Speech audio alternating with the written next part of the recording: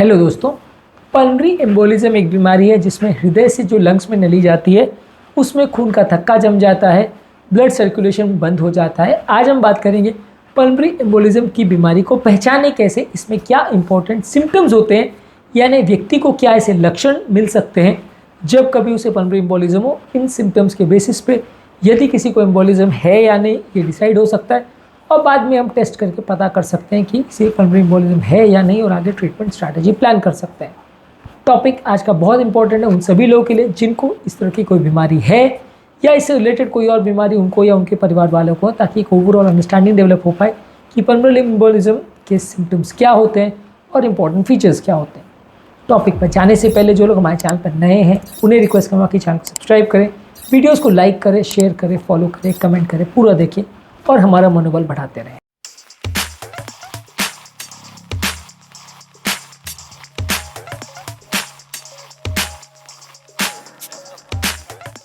सबसे इंपॉर्टेंट चीज़ है कि क्योंकि ये ऐसी बीमारी है जिसमें हार्ट से जो लंग्स में नली जाती है उसमें ब्लड का क्लॉट जम जाता है, खून का थक्का जम जाता है, जिसकी वजह से लंग्स में ब्लड सप्लाई नहीं जा पाता है। जब लंग्स में ब्लड सप्लाई नहीं जा पाता है तो लंग्स में नॉर्मली ब्लड के बीच में जो ऑक्सीजन और कार्बन डाइऑक्साइड का जो एक्सचेंज होना चाहिए यानी शुद्ध और अशुद्ध ब्लड के बीच में वो नहीं हो पाता है, जिसकी वजह से लेफ्ट साइड में जितना शुद्ध ब्लड जाना चाहिए था वो नहीं जा पाता है। जब लेफ्ट साइड में शुद्ध ब्लड अपर्याप्त मात्रा में पहुंचेगा तो व्यक्ति को सांस फूलने का प्रॉब्लम होगा, व्यक्ति को बार बार सांस लेनी पड़ेगी, क्योंकि ऐसे सिचुएशन में ब्रेन को ये मैसेज आता है कि जितनी बार हम सांस ले रहे हैं वो सफिशिएंट नहीं है, क्योंकि बॉडी या ब्रेन को तो पता नहीं कि वहाँ पे क्लॉट जम गया जिसकी वजह से सांस नहीं ले पा रहे हैं या जिसकी वजह से ब्लड पर्याप्त मात्रा में नहीं आ पा रहा है। तो ऐसे सिचुएशन में हृदय गति भी बढ़ जाती है, क्योंकि हार्ट भी ज़्यादा तेज़ी से ब्लड पंप करने लगता है ताकि ज़्यादा अमाउंट में ब्लड आ सके और उसका रिसर्कुलेशन हो पाए। और ऐसे सिचुएशन में श्वास की गति बढ़ जाती है, क्योंकि आप बार बार श्वास लेने लगते हो ताकि बार बार वो खराब हवा जो है वो निकल जाए और शुद्ध हवा आती रहे। क्योंकि एक तरह से आप मान के चलिए कि मान लीजिए एक लंग्स में अगर पूरा क्लॉट बन गया, उस लंग्स में ब्लड ही नहीं जा पा रहा है, 2 लंग्स है उसमें एक लंग पूरा बंद हो गया या एक लंग्स का 2/3 हिस्से में ब्लड सप्लाई बंद हो गया, तो अब बॉडी को वो बचे कुछ हिस्से से ही काम चलाना है, यानी कि 2 में से एक लंग्स खराब हो गया तो एक से ही काम चलाना है। तो वो एक लंग से काम चलाने को आपको डबल बार सांस लेना पड़ेगा। एक व्यक्ति नॉर्मली अगर 15-17 बार 1 मिनट में सांस लेता है तो आपको डबल बार सांस लेना पड़ेगा, हृदय को भी ऑलमोस्ट डबल गति से धड़कना पड़ेगा ताकि वो एक लंग से उतने ही सर्कुलेशन में वो काम चला सके और बॉडी की ऑक्सीजन रिक्वायरमेंट्स को मीट कर सके। तो इसीलिए इस तरह के सिचुएशन में सांस फूलती है, इसलिए इस तरह के सिचुएशन में हृदय गति ज़्यादा मिलती है, जो कि इंपॉर्टेंट साइंस है पल्मोनरी एम्बोलिज्म की। इसके अलावा पल्मोनरी एम्बोलिज्म वाले पेशेंट में छाती में दर्द भी होता है, हालांकि दर्द बहुत ज़्यादा नहीं होता है और खासकर जो छोटे एम्बोलिज्म है जिसमें लंग्स के चारों ओर जो झिल्ली होती है जिसे प्लूरा बोलते हैं उसके पास का एरिया अगर सड़ जाता है यानी इन्फेक्शन हो जाता है तो पेन होता है, लेकिन ये पेन काफ़ी कम होता है। और हार्ट अटैक से आप इसको कंपेयर करो तो हार्ट अटैक वाले पेशेंट में पेन ज़्यादा होता है, सांस कम फूलती है, जबकि पल्मोनरी एम्बोलिज्म वाले पेशेंट में सांस ज़्यादा फूलती है, दर्द कम होता है। तो यदि किसी व्यक्ति को इस तरह की कोई क्लॉटिंग का प्रॉब्लम हुआ है और सडन व्यक्ति को बहुत ज़्यादा सांस फूल रही है और दर्द कम हो रहा है तो उसको एम्बोलिज्म होने का चांस ज़्यादा है। यदि किसी व्यक्ति को बहुत ज़्यादा दर्द हो रहा है, सांस कम फूल रही है तो हार्ट अटैक होने का चांस ज़्यादा है। हालांकि एग्जैक्टली हर केस में ये सेम टू सेम रहेगा ऐसा कोई फिक्स नहीं है, केस टू केस वेरिएशंस हो सकते हैं, दोनों फीचर्स भी एक साथ देखने को मिल सकते हैं। तो आपको आगे फर्दर टेस्ट करके डिसाइड करना पड़ता है, इको करके, ट्रोपोनिन करके और एंजियोग्राफी वगैरह करके डिसाइड करना पड़ता है कि किसको हार्ट अटैक है और किसको एम्बोलिज्म। लेकिन हाँ, एक वेग से फीचर आप इसको मान सकते हैं कि एम्बोलिज्म में सांस ज़्यादा फूलेगी और हार्ट अटैक में दर्द ज़्यादा होगा। इसके अलावा व्यक्ति को खांसी भी ज़्यादा हो सकती है यदि उसको एम्बोलिज्म है। यदि एम्बोलिज्म है तो उसको खांसी में ब्लड आने का भी फीचर हो सकता है, बहुत ज़्यादा ब्लड नहीं आएगा लेकिन थोड़ा बहुत ब्लड स्ट्रीक स्पूटम यानी खांसी या बलगम में थोड़ा सा खून के छींटे आ सकते हैं। यदि ऐसा हो रहा है तो वो भी एक एम्बोलिज्म का फीचर हो सकता है। हालांकि बहुत ज़्यादा मात्रा में अगर ब्लड आ रहा है तो वो एम्बोलिज्म का फीचर शायद ना हो, कोई और ट्यूमर या गठान की वजह से लंग्स में अगर ब्लीडिंग आती है तो वैसे केस में ज़्यादा ब्लड खांसी में निकल सकता है, एम्बोलिज्म में उतना ज़्यादा ब्लड नहीं निकलेगा। इसके अलावा हृदय की गति जो बढ़ती है वो काफ़ी देर तक बढ़ी हुई रहती है। नॉर्मली हम कुछ मेहनत का काम करते हैं या भागते हैं, दौड़ते हैं, कुछ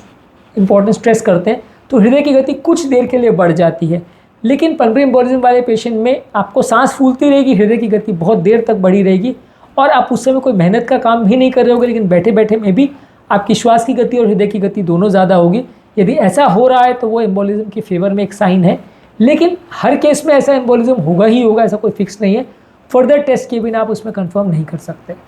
इसके अलावा कई बार लोगों का सर्कुलेशन जब कॉम्प्रोमाइज़ होता है तो आपको चक्कर आने लगते हैं, क्योंकि ब्रेन का ब्लड सप्लाई कॉम्प्रोमाइज़ हो जाता है और जब चक्कर ये बहुत बढ़ जाते हैं तो आदमी बेहोश भी हो सकता है। तो कभी कभार अगर किसी व्यक्ति को सडन अनकॉन्शियसनेस हो रही है और वैसे व्यक्ति का आप टेस्ट जब करते हो और पाते हो कि एम्बोलिज्म के फीचर्स हैं इको में या राइट साइड का हार्ट डायलेटेड है,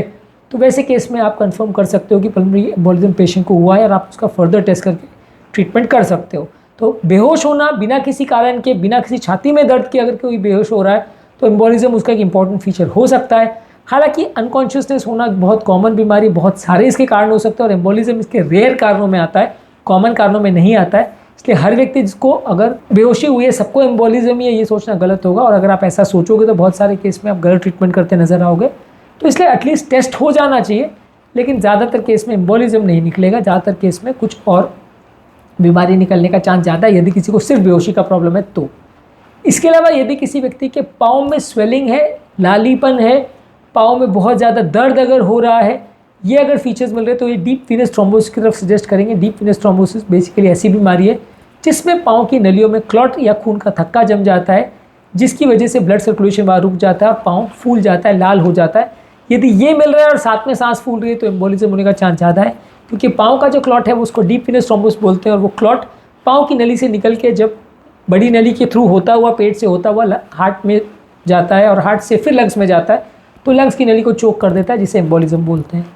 कुछ लोगों को वीजिंग भी हो सकती है, जब आप स्टेथोस्कोप से उनको सुनते हैं तो कुछ लोग को वीजिंग का या अबनॉर्मल ब्रीदिंग साउंड्स भी आ सकती है। हालांकि ये कंपैरेटिवली अनकॉमन है। ज़्यादातर केसेस में एम्बोलिज्म में लंग्स में आपको ऑस्कल्टेट जब आप करते हो तो कोई साउंड नहीं मिलेगा। यानी ये भी एक इंपॉर्टेंट फीचर होता है कि व्यक्ति को बहुत ज़्यादा सांस फूल रही है लेकिन आप ऑस्कल्टेट कर रहे हो, ना कोई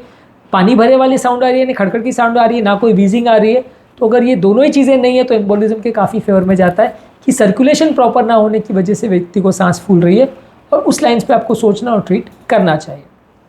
आज के टॉपिक में हमने बात करी पल्मोनरी एम्बोलिज्म के इंपॉर्टेंट सिम्टम्स या लक्षण क्या है। इनमें से यदि कोई भी सिम्टम्स या लक्षण आपको सडनली अगर हो रहे हैं तो डेफिनेटली आपको पल्मोनरी एम्बोलिज्म के लिए जांच करना चाहिए। उम्मीद करूँगा कि आज के टॉपिक में कुछ नई बातें जानने को मिली होगी। जो लोग हमारे चैनल पर नए हैं उन्हें रिक्वेस्ट करूँगा कि चैनल को सब्सक्राइब करें, वीडियोज़ को लाइक करें, शेयर करें, फॉलो करें, कमेंट करें, पूरा देखिए, हमारा मनोबल बढ़ाते रहें।